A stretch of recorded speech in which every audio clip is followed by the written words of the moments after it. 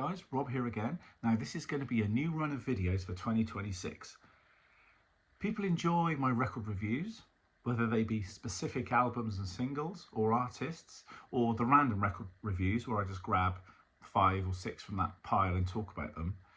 I want to do something with vinyl because people are saying they really enjoy those videos and I'm getting lots of good feedback.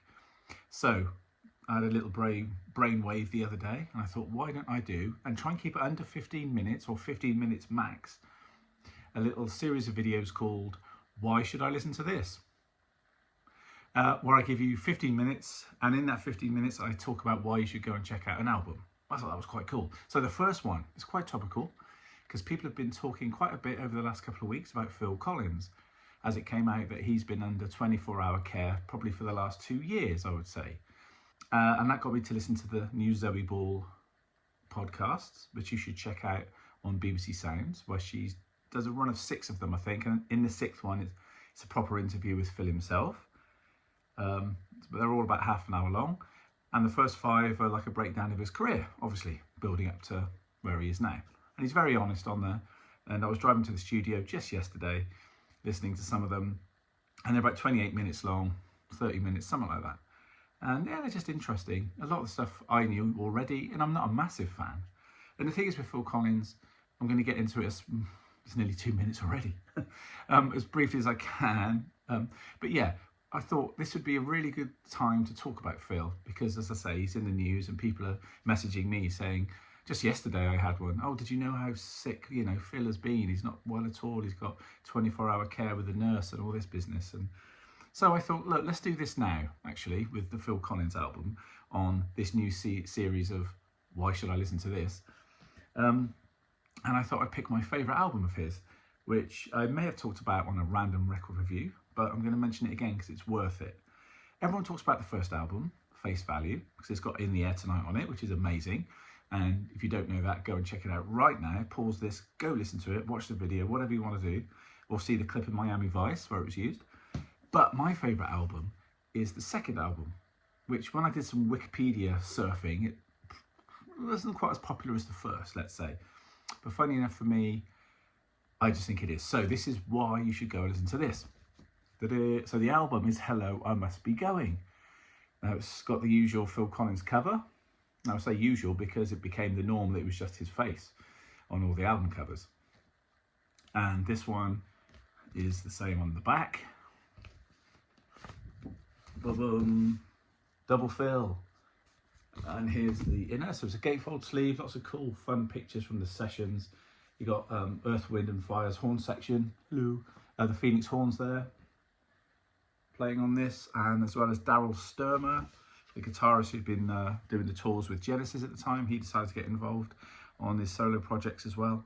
Anyway, so this album, why this album? This album came into my life in 1982. My dad brought it home on cassette. He would have gone into Duxton and Pinkers in Bath. If there's any local people watching this in Bath, you remember Duxton and Pinkers,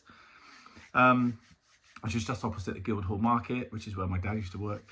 And he walked through all the different sections to get to the record section, which I remember quite well too, because I used to go in there. And I just remember, firstly, how striking the track 1 was. So the first thing you should check out is the drumming on I Don't Care Anymore, which is track 1. Now all the songs here, people say the first album was his divorce album, but really this was, I think, the divorce album. I think he said something like, this is the album where the lawyers were involved, so it's near the end and it's extremely bitter. Because with songs on here like Do You Know, Do You Care, I Don't Care Anymore, It Doesn't Matter to Me, they're all really hyper negative songs. But when you're 12, you haven't quite got the fact that some people sing songs that aren't always going to be about love or happiness or strange stuff or whatever. This is, this is other kind of feelings that I hadn't heard really in some of the singles and stuff on Top of the Pops, and some of the stuff I've listened to from Gary Newman, The Beatles, Deep Purple, Peter Gabriel, some of the other stuff I was listening to at the time. I don't know, there's just something about this that struck me, probably because the drumming was so strikingly good, pardon the pun. And the tom sounds on this are amazing, track 1, so I Don't Care Anymore, check it out, because the way they start with that lovely townhouse kind of compressed gated sound, and then before the lyric comes in, after some lovely stark chords on the keyboards, probably a Prophet 5 or something, it comes right down to, it's almost like you close the door on a room and out of a hall into a smaller room. And then his voice comes in and it seems very small. It's not, but it seems really small.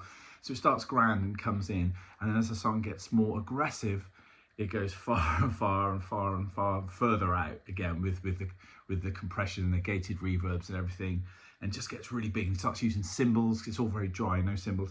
But it's just the production of this particular song in general, I think, is amazing. You can hear how angry he gets towards the end of the song, the way he literally, when he has to say the lines, "I don't care anymore," he says it in as many different ways where he can sound a bit knocked off as possible. And the way the drumming opens out and the sound, I just think it's amazing. You know, a 12-year-old hearing something like that, somebody sounding off, as you would say, for 3.5 minutes, you're just like, wow. And then the track after that is completely opposite. It's got the Earth, Wind and Fire horns on there, the Phoenix horns I just mentioned. And it's more of a funky groove, and it sounds more like I Missed Again, the single from the first album. And it's got this heavy groove going through it and some lovely fills. My drumming head was suddenly like, oh my God, now we've got a different feel, a different sound on the drums. It's not as gated and as big. It's more kind of Motown-y sounding, more in the mix. The other instruments involved, it's got such a live feel where the other one felt so stark and remote. This one's a totally different colour, if you want to use colour as a thing. So if you're a drummer, listen to those two tracks. I mean, if you're a drummer, listen to the whole darn thing anyway. Really, really important. Such a good album for if you're really annoyed and angry and fed up and you're driving somewhere, stick these tracks on. They'll make you feel better by the time you get to the other end, I promise. And if they don't, listen to them on the way back again, and that should do it. The single, You Can't Hurry Love, has to be mentioned because it was a massive single. At the time, I remember I was a bit like, oh. I remember listening to all the tracks up to that on side 1 of the cassette, and it was on the last track of side 1, and then you have to flip the tape over. And I remember just thinking, I suppose the word cop-out comes to mind now. It was like, oh, that's so going to be a hit, doing a cover. But then later on, you realise that Tomorrow Never Knows was a Beatles cover, which he did on Face Value. And he said that he was going to try, he had this list of covers that he was going to try and get each of those songs at some point into a live show or onto an album. So on this second solo album, Hello, I Must Be Going, he managed to kind of force feed You Can't Hurry Love.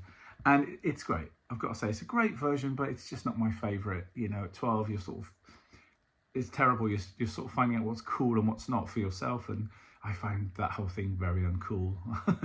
But anyway, it was a massive hit. He was on Wogan doing it, so Mum was happy. And yeah, it was all good. But yeah, it was one of those sort of like cop-outs. And later on, when Hello, I Must Be, No Jacket Required came out, I found that Sussudio was so virtually rewriting 1999 by Prince. If you listen to the keyboard line, it's virtually the same.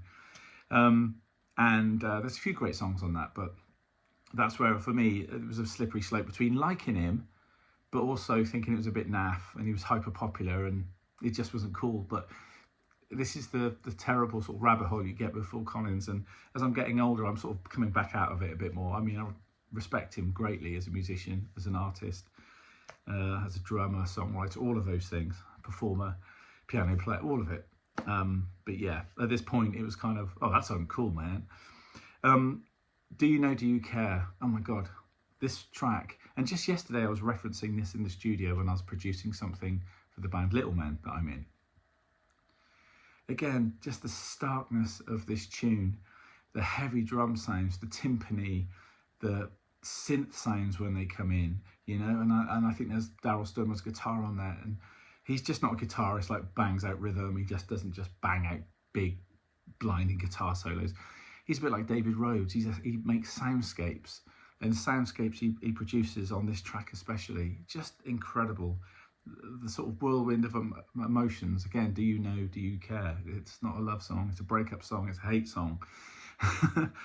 There's a lot of hate in this album, man. You gotta dig it, it's a mood album. That's a song you should check out. I'm getting close to 10 minutes. That's a song you should check out. The instrumental, The West Side, which I always think is a bit like West Side Story, and it was an instrumental and brought the horns in, and it doesn't go through loads of different changes like the Buddy Rich version of the West Side Story medley that obviously Phil was a massive Buddy Rich fan. But there's something about this, I remember hearing it as a kid, those hi-hats, boom, boom, boom, on a bass drum, boom, boom, boom, boom, boom, boom, and the stabs you could hear as a 12-year-old. I could hear the syncopation he was doing with the horns, following the horn stabs like in a big band. And I'd already listened to Ian Paice and read about Ian Paice, loving Buddy Rich, and you can hear Ian Paice's drumming with Deep Purple, where he's setting things up like a big band drummer, accents and things like a big band drummer, sometimes playing through the syncopation or the riff like a big band drummer would, and then only pick certain bits to hit and to accent, all those things, and that's a very personal choice. But his drumming, I thought that was great, and the way it picks up to boom da boom da boom da, almost like a punk beat. For when he comes in with the voice going, ooh, hey, ooh, yeah, da, da, da, do, do, da, da. It's just brilliant. It's one that when I'd be in a car with my friends, they would forward because there was no vocals on it. But remember, I'd been listening to some jazz before that from my dad.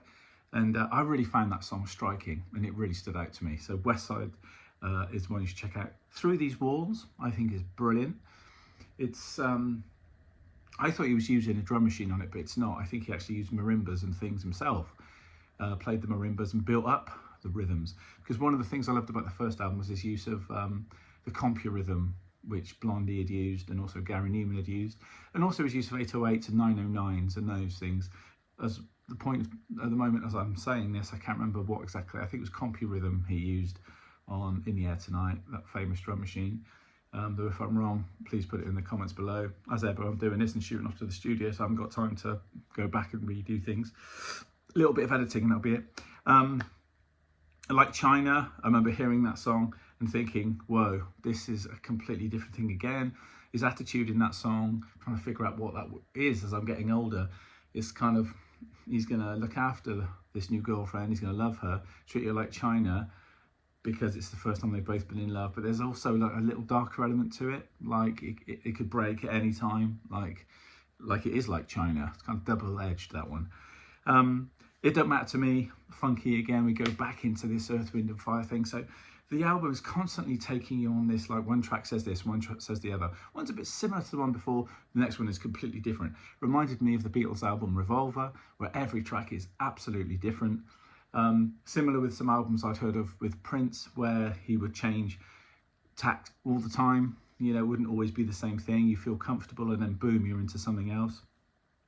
Obviously Bowie as well. We could mention all these people that do that. But again, introduced me to that. So what's it done for me? It made me learn that you could put all those emotions of the negative stuff. I listened to the Beatles, it was all love stories, most of it. You know, not all of it, before people start writing, I know. This showed that you could actually channel all your emotions into one record, and it doesn't always have to be good, it doesn't always have to be positive, because there's something that comes out of that, and something really positive comes out of listening to someone else's negativity, because they might be smearing over the cracks for you and helping you. His drumming, this was the first time I really heard his drumming. Drummers, listen to this because the drumming on here is amazing, not just the sounds of it, but his actual performances, they're brilliant. His fills, just amazing. His voice is amazing, his songwriting is amazing on this. The sheer eclecticism, if that's a word, of the tracks, I think is quite important. And the ballads, I must say the ballads are lovely. Don't Let Him Steal Your Heart Away, obviously what that's about. And Why Can't It Wait Till Morning? And I think some of those were holdovers from Face Value. But, you know, Face Value is great. I love Phil Collins. I'm getting back into it more as I'm getting older, but this is the album that I think people should listen to. If you think I'm wrong, please put some comments down below. But with music, it's all subjective. There is no wrong. But leave some comments down below and what you think of this record. And Phil Collins, what you think of this news that, you know, he is quite poorly. And we want him around a bit longer. But I don't think he's ever going to play the drums again. He probably won't tour again. But, you know, reasons to listen to this album. They're the reasons. Hopefully they've sort of tickled your fancies and you want to go and get on Spotify or go to a second-hand shop and buy it, or even buy it new online. But all the new records come with his sort of older looking face. I like the younger ones. Nothing personal, Phil. Right, that's 15:04. I'm slightly over, but I'm going to go with that. So I hope you enjoy this. Let me know what you think of this sort of idea down below. As I say, talk about any bits of the album you love. As usual, please share this, like it, subscribe. It's really helping me. The channel is really growing and I'll do more of that through 2026. Thanks for watching, and as Phil would say, hello, I must be going. Whew.